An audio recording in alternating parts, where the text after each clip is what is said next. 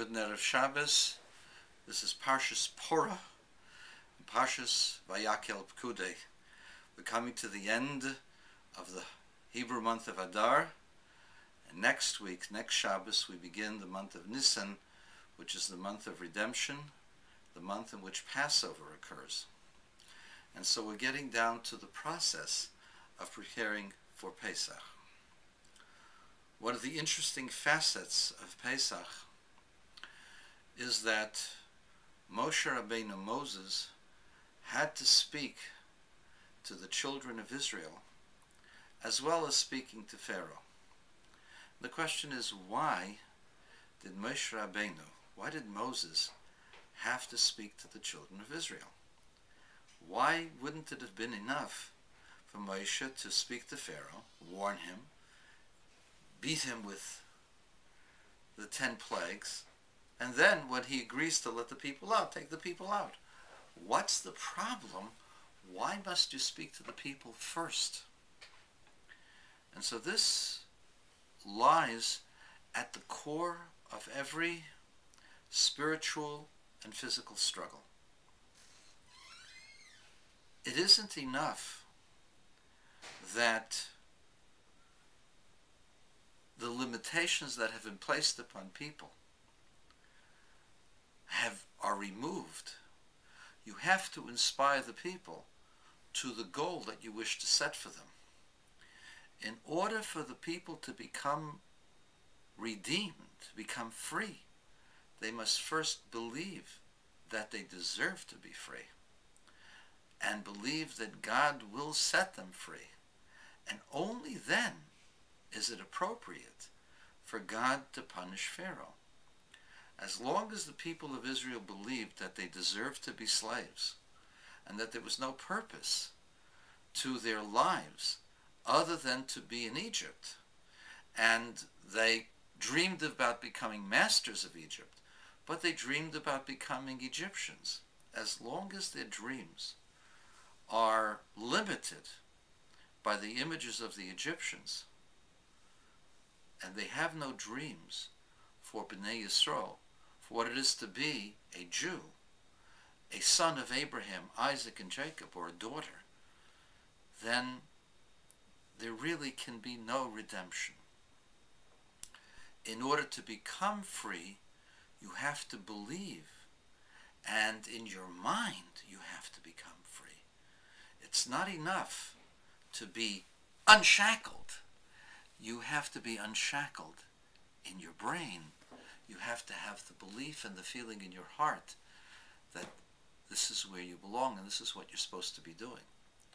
And in fact, Klal Yisrael immediately upon leaving acted as if they deserved to be free, because Moshe Rabbeinu, Moses, had convinced them that this is their purpose, and without it they could not have left. There's some very interesting parallels to this. We have seen the liberation of tens of millions of people, both in Iraq and Afghanistan, and in other places in Africa, in Libya, Tunisia, and in Egypt. And the problem is, why is it that the net result of these liberations have not brought within the people a sense and a desire to really be free, to be free men, to have one man, one vote, to believe in equality of peoples, to believe in tolerance, to believe in the principles that guided the founding fathers?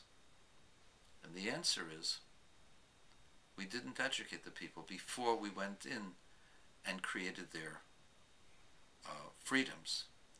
We unshackled them from Saddam Hussein, but they still believed in Saddam Hussein's principles. We liberated the Afghanis from the Taliban, but we did not liberate them from the ideas and the ideals and the images of the Taliban.